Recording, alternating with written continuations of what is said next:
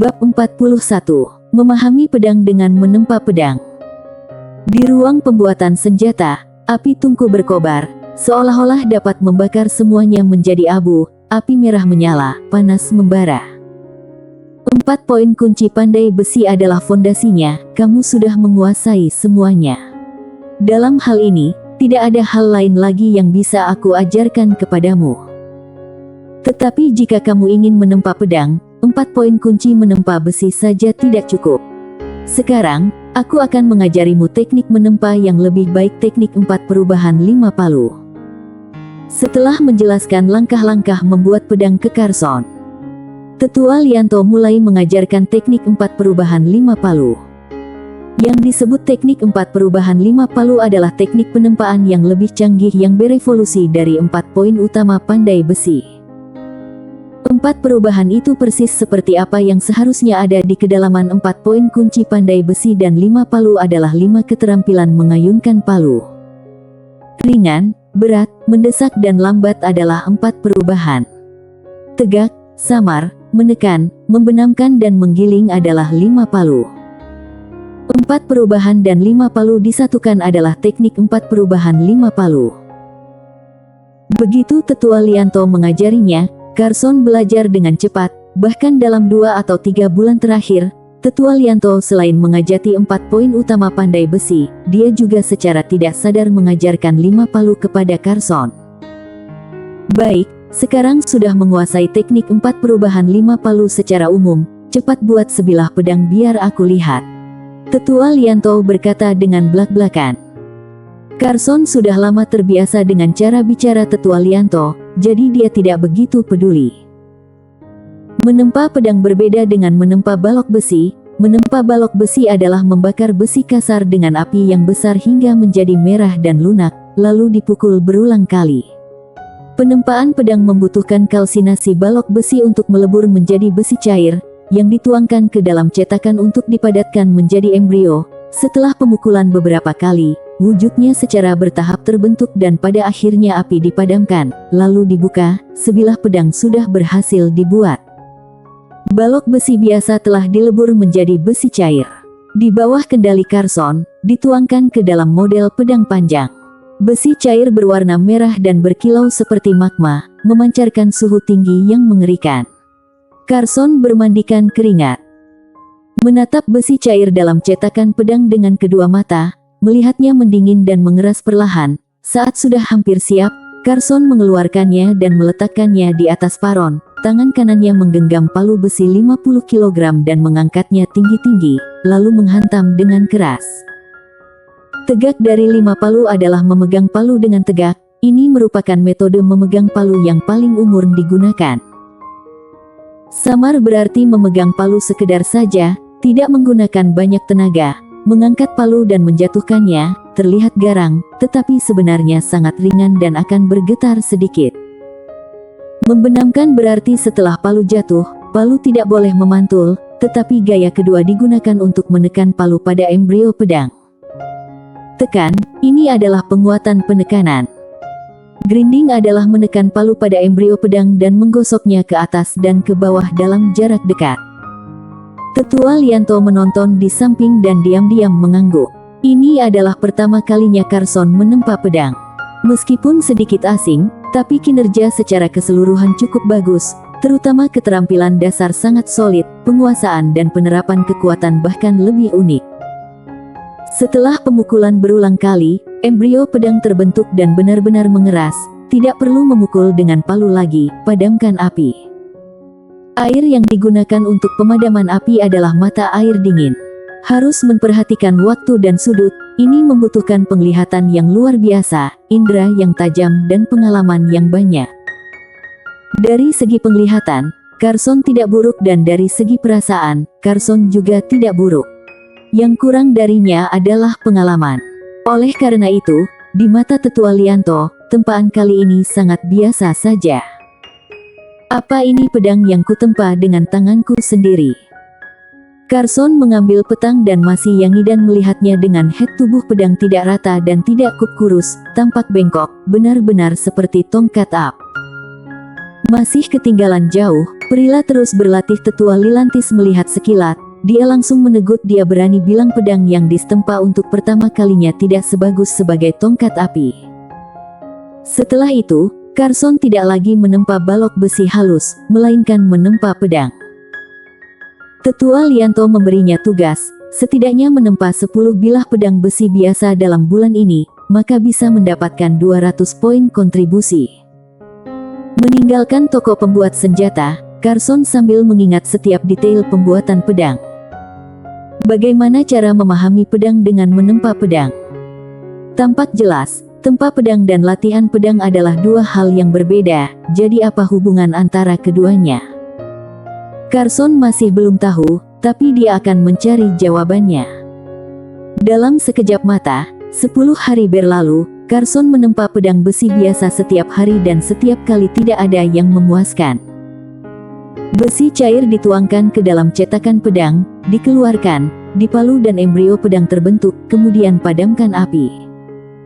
Terdengar suara kicauan, uap air berubah menjadi kabut putih. Saat pendinginan selesai, Carson mengeluarkan pedang dan melihatnya dengan hati-hati. Bilahnya lurus, rata dan halus, sedikit lebih baik dari pedang besi biasa yang dia buat untuk pertama kalinya. Akhirnya berhasil. Carson menyeka keringat di wajahnya dan tersenyum tulus.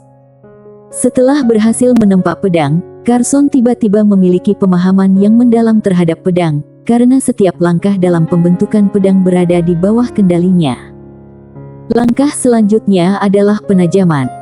Penajaman adalah memoles bilahnya agar tajam. Itu adalah pedang asli, bukan benda hias. Penajaman juga memperhatikan keterampilan. Jika memolesnya dengan sembarangan, itu hanya akan menghancurkan pedang.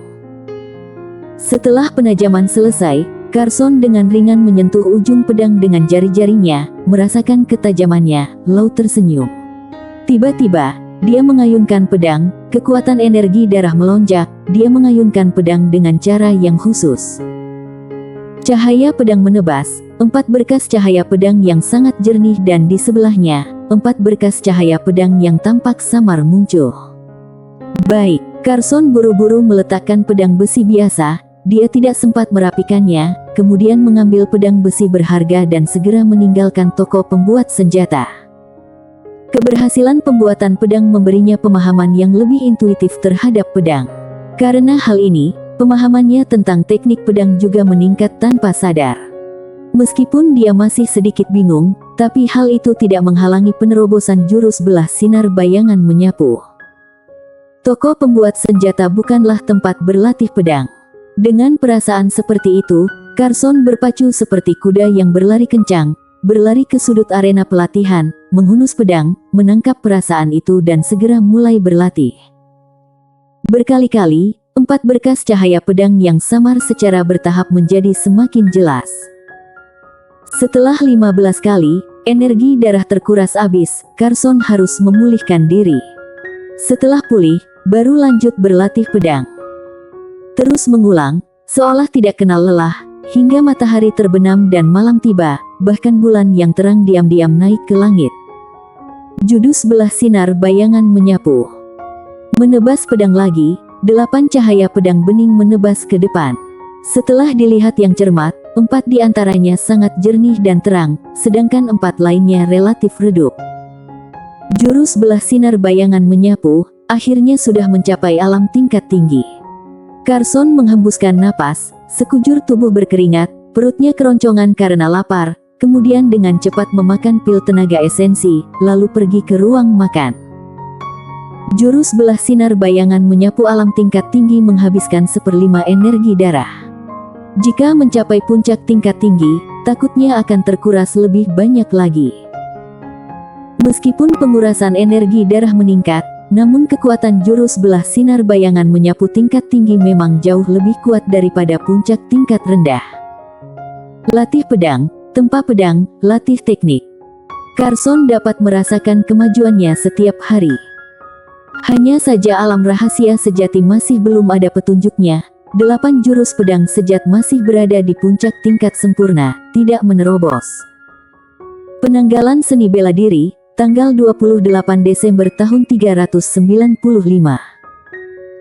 Sudah tiba di akhir tahun lagi, kota Fengwu terletak di sebelah timur daratan timur.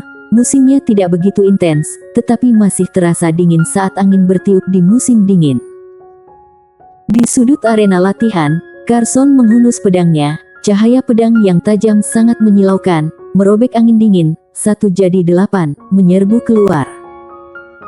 Satu pedang lagi, 8 berkas cahaya pedang tertata rapi di depan dan belakang, menebas ke arah yang sama, seolah memotong ruang hampa, meninggalkan bekas pedang yang jelas dan butuh beberapa tarikan napas baru menghilang. Setelah menguras energi darahnya, Carson mulai berlatih teknik harimau ganas. Energi darah seperti harimau, memberi serangan keras saat bergerak, momentum kuat tanpa rasa takut berkumpul di dalam tubuh dan kecepatan pemulihan kekuatan energi darah juga meningkat. Saat kekuatan energi darah pulih sepenuhnya, Carson juga merasakan getaran di dalam tubuhnya, seolah-olah ada auman harimau bergema di pegunungan dan hutan, meraung dengan mengejutkan. Kekuatan energi darah ikut bergejolak kuat. Setelah kekuatan energi darah kembali tenang, Carson merasakannya dengan hati-hati. Tiba-tiba wajahnya menunjukkan kegembiraan. Tahap pertama dari teknik harimau ganas sudah berhasil. Teknik harimau ganas adalah teknik tingkat manusia kualitas menengah, yang dibagi menjadi 3 tahap. Setelah berlatih tahap pertama, maka bisa berlatih hingga ke alam energi darah tingkat 7. Setelah mencapai tahap kedua, maka bisa berlatih sampai ke alam energi darah tingkat 8. Jika mencapai tahap ketiga, maka bisa berlatih sampai ke alam energi darah tingkat ke-9. Namun, pelatihan teknik seringkali lebih sulit dibandingkan seni bela diri yang setingkat. Banyak anak di aula keluarga sampai saat ini belum menguasai pelatihan tahap pertama, apalagi tahap kedua. Di antaranya hanya sebagian kecil saja orang bisa berlatih ketiga tahap keterampilan harimau ganas. Semakin tinggi tingkat pelatihan teknik, bukan hanya semakin tinggi batas atas dasar pelatihan yang bisa dicapai, tetapi juga peningkatan kecepatan pelatihan dan pemulihan kekuatan energi darah. Pertukaran tahap kedua teknik harimau ganas membutuhkan 500 poin kontribusi, sekarang aku telah melampauinya. Berkata dalam hati, Carson segera berangkat menuju gedung penyimpan seni bela diri. Teknik seni bela diri di lantai 2 dan 3 gedung penyimpan seni bela diri hanya nama dan perkenalan singkat, tetapi tidak ada detail isinya. Jika kamu sudah memilih, baru datang beritahu aku. Pengurus gedung penyimpan seni bela diri berkata kepada Carson. Tindakan ini untuk mencegah orang merekam lebih banyak seni bela diri dengan cara tertentu setelah memasuki lantai 2 dan 3 gedung penyimpan seni bela diri. Aku memilih teknik harimau ganas tingkat kedua, Carson berkata. Karena sudah ditentukan, jadi saat ini tidak perlu masuk ke lantai 2. Carson, 500 poin kontribusi dikurangi. Kemudian, pengurus mengeluarkan sebuah buku suta dan menyerahkannya kepada Carson. Ini adalah teknik harimau ganas tahap kedua, dalam waktu 10 hari, harus dikembalikan. Teknik harimau ganas tahap kedua jauh lebih mendalam daripada tahap pertama, tetapi berdasarkan tahap pertama, hanya beberapa penambahan dan perubahan yang dilakukan dalam pengoperasian energi darah, agar lebih efisien. Tetapi jika langsung mempraktikkan tahap kedua, itu akan lebih sulit, karena kurang tahap pertama sebagai fondasi. Carson dengan cepat mengganti pelatihan tahap pertama dengan yang tahap kedua, kemudian segera merasakan bahwa kecepatan pemulihan energi darah setelah pengurasan terasa lebih cepat, hampir 50%. Ini artinya, jika terus berlatih, kecepatan pemahaman terhadap pelatihan tahap kedua meningkat sebesar 50% dibandingkan dengan kecepatan pemahaman pertama, kecepatan pemahaman pelatihan tahap kedua. Dengan kata lain, kecepatan pelatihan dan pemulihan tahap kedua teknik harimau ganas tingkat manusia kualitas menengah sebanding dengan teknik tingkat manusia kualitas atas.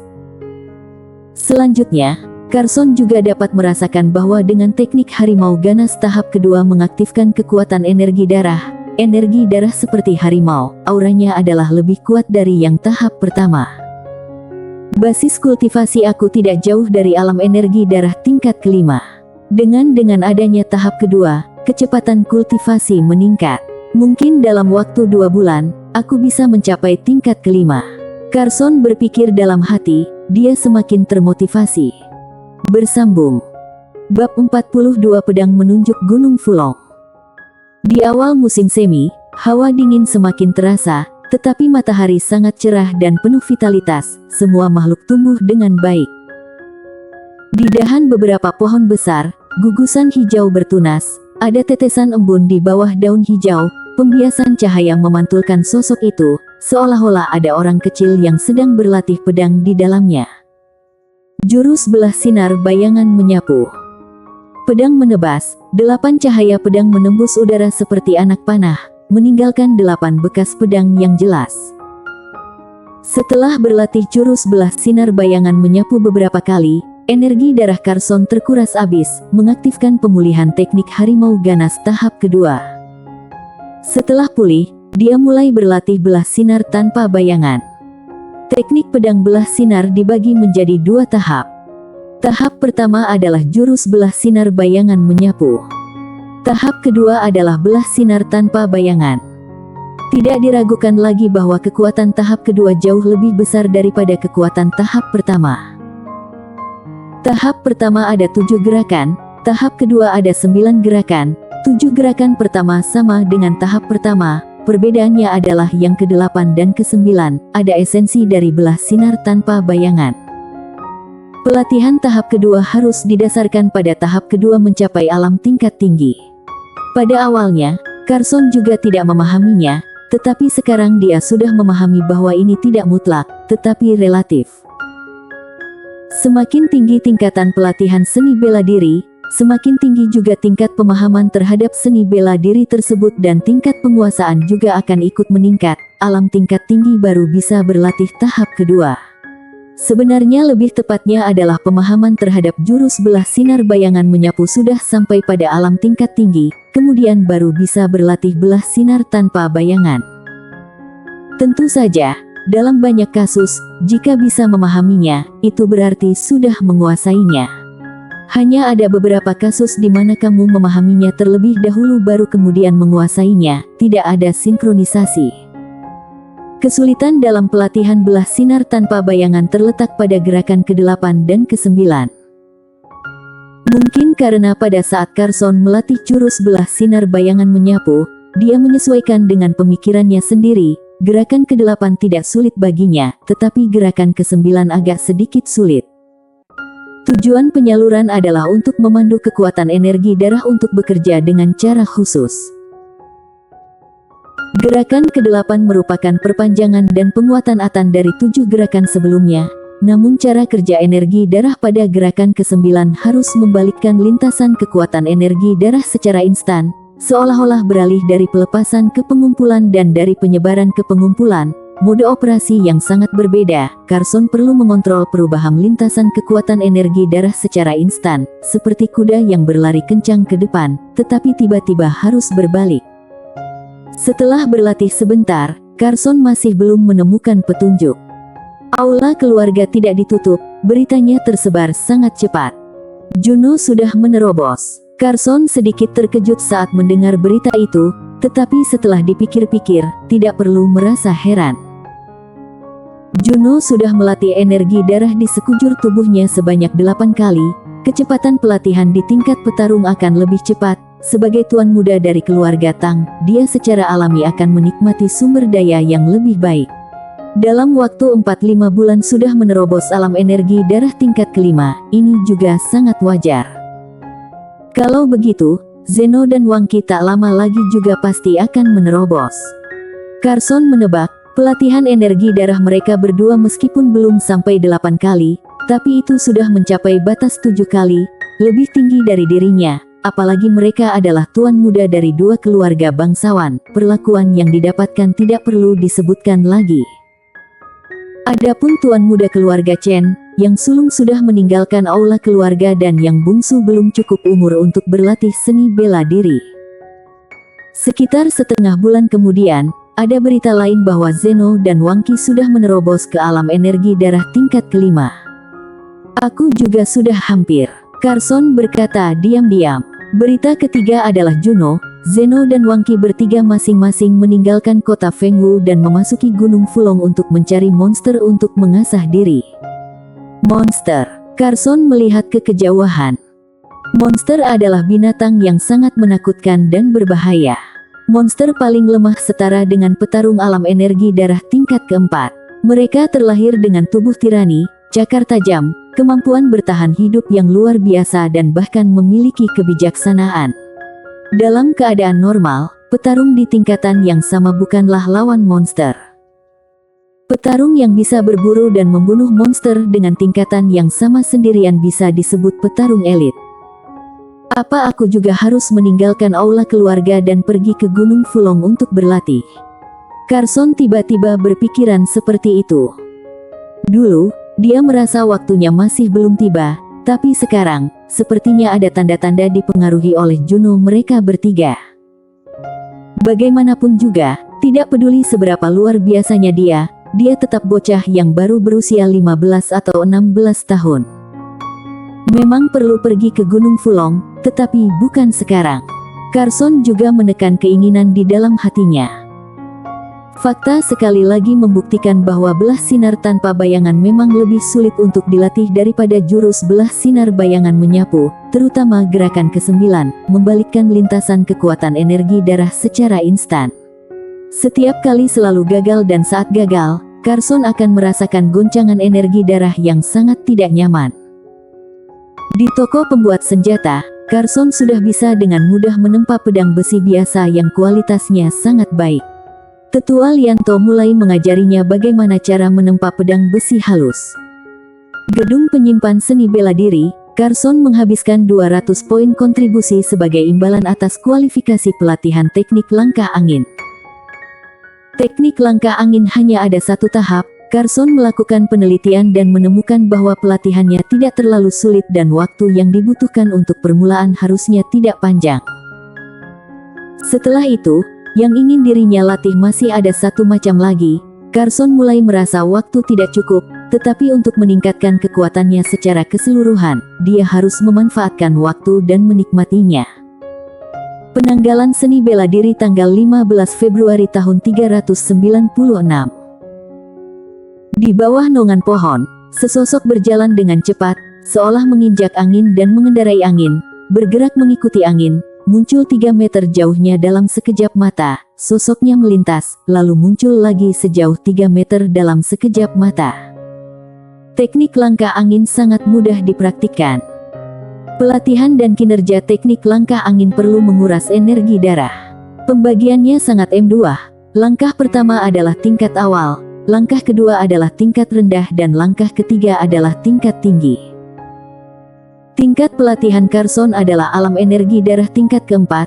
Dia bisa melakukan teknik langkah angin sejauh 3 meter dalam satu langkah dan sekarang dia bisa mengambil 2 langkah berturut-turut. Ini adalah alam tingkat rendah. Melatih teknik pedang belah sinar. Kekuatan energi darah terkuras habis lagi.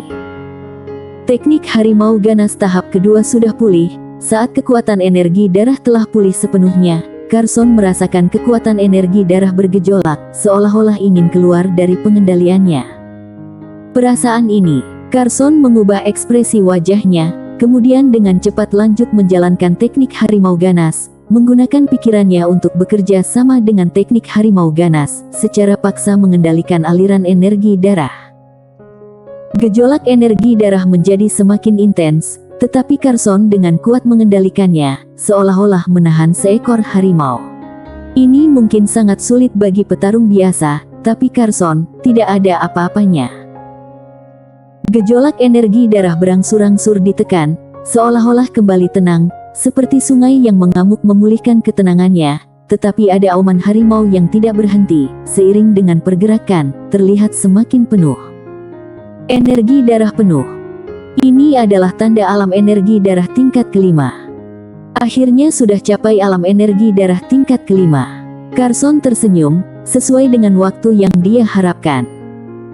Dirinya dapat dengan jelas merasakan bahwa kekuatan energi darah mengalir di dalam tubuh, sangat penuh, seolah menyebar ke seluruh tubuh, setidaknya berlipat ganda. Menghunus pedang, jurus belah sinar bayangan menyapu menebas. 8 cahaya pedang saling mengikuti, merobek udara, meninggalkan bekas pedang lurus sepanjang 2 meter lebih di tanah. Pengurasan kekuatan energi darah hampir 1/10. Tampaknya terobosan dalam pelatihan tidak hanya menggandakan kekuatan energi darah, tetapi juga meningkatkan kemurnian, Carson berkata, kemudian dengan tajam merasakan pengurasan kekuatan energi darahi, mendapatkan sebuah kesimpulan. Karena basis pelatihan telah mencapai alam energi darah tingkat kelima, maka dibutuhkan setidaknya 1 tahun untuk mencapai alam energi darah tingkat ke-6. Terhadap alam rahasia sejati, masih belum tahu apapun. 8 jurus pedang sejati puncak tingkat sempurna, tetapi sangat sulit untuk diterobos. Teknik pedang belah sinar tahap kedua tingkat awal juga sangat sulit. Memikirkan ini, Carson menemukan bahwa dalam waktu singkat ini, sepertinya tidak ada yang bisa dia terobos. Dia telah melewati periode kemajuan pesat dan memasuki periode yang relatif stabil. Dalam hal ini, pelatihan di luar adalah pilihan yang sangat baik. Ke ruang misi pergi lihat tugas saja. Pelatihan di luar sering kali ada tujuannya, selain untuk meningkatkan diri, juga harus menyelesaikan beberapa tugas untuk mendapatkan poin kontribusi. Ini seperti membunuh 2 burung dengan 1 batu. Carson dengan hati-hati melihat panel tugas, mengingat 1 per 1 tugasnya. Tugas berburu monster untuk mendapatkan bagian tertentu dari tubuh monster dan memetik tumbuhan berada dalam lingkup penerimaan. Intinya, jika tidak terselesaikan, tidak akan ada kerugian. Tugas terakhir adalah menjaga jalur biji. Keluarga Chen memiliki biji besi di Gunung Fulong. Penambang akan menambangnya setiap hari. Sebagian besar biji besi yang ditambang akan dijual dan dipasok ke berbagai keluarga di kota Fengwu dan sebagian kecil akan disimpan sendiri untuk toko pembuat senjata aula keluarga. Dapat dikatakan bahwa biji besi adalah salah satu sumber pendapatan utama keluarga Chen. Karena hal ini, jalur biji sangat penting dan harus dijaga ketat agar tidak diserang dan ditempati oleh orang lain. Adapun pemberian tugas menjaga jalur biji, itu karena ingin memberikan pengalaman kepada anak-anak aula keluarga. Jumlah maksimum orang untuk tugas ini adalah 10 orang dan waktu tugas selama 3 bulan. Selama periode tugas, jika tidak alasan khusus, maka tidak diperbolehkan meninggalkan pos untuk waktu yang lama, tetapi tidak ada batasan jika keluar biji besi sebentar untuk menemukan tumbuhan dan sebagainya di sekitarnya. Jika meninggalkan posisi lebih dari 5 hari, itu akan dianggap misi gagal dan akan dihukum, 300 poin kontribusi akan dikurangi. Namun di sisi lain, jika menyelesaikan tugas ini, maka bisa mendapatkan 1.200 poin kontribusi. Ini sangat menguntungkan. Carson adalah orang terakhir yang menerima tugas ini. Karena kamu telah menerima tugas ini, bersiap-siaplah. Sore nanti kumpul di sini dan berangkat ke jalur biji bersama 9 orang lainnya. Jangan lambat, jika melewatkan waktunya, akan dianggap misi gagal, pengurus berkata dengan sungguh-sungguh. Aku mengerti, Carson mengangguk, berbalik untuk pergi. Dia pergi ke toko pembuat senjata dulu untuk bicara dengan Tetua Lianto. Dan masih harus membuat beberapa persiapan, seperti membawa beberapa makanan kering dan sejenisnya. Setelah makan siang, Carson datang ke ruang misi dan menunggu. Tidak lama kemudian, 9 orang lainnya tiba satu demi satu, termasuk murid Paviliun Langit dan Paviliun Bumi. Di antara 9 orang itu, Carson juga melihat beberapa orang yang dia kenal. Itu Sohari, murid Paviliun Bumi dari keluarga cabang di kota Danau dan juga William yang Hendra bilang datang untuk menyusahkannya tapi kemudian pergi dengan memalukan. Lalu ada Kairos, yang menyukai pedang besi berharga di tangannya dan ingin mendapatkannya dengan tangan kosong tetapi tidak mendapatkannya kemudian jadi marah. Melihat Carson, mereka bertiga juga sangat terkejut. Adik Carson, kamu juga mengambil tugas ini? Sohari bertanya. Kamu kira punya pedang besi berharga jadi bisa merajalela? Mungkin saja nanti malah mati di bawah cakar monster. William masih benci dengan Carson karena membuat dia pergi dengan sangat memalukan hari itu. Dia berkata dengan nada aneh. Kairos Chen menatap Carson, Tatapan matanya setajam pedang. Carson tiba-tiba merasa perjalanan ini mungkin tidak akan damai. Bersambung.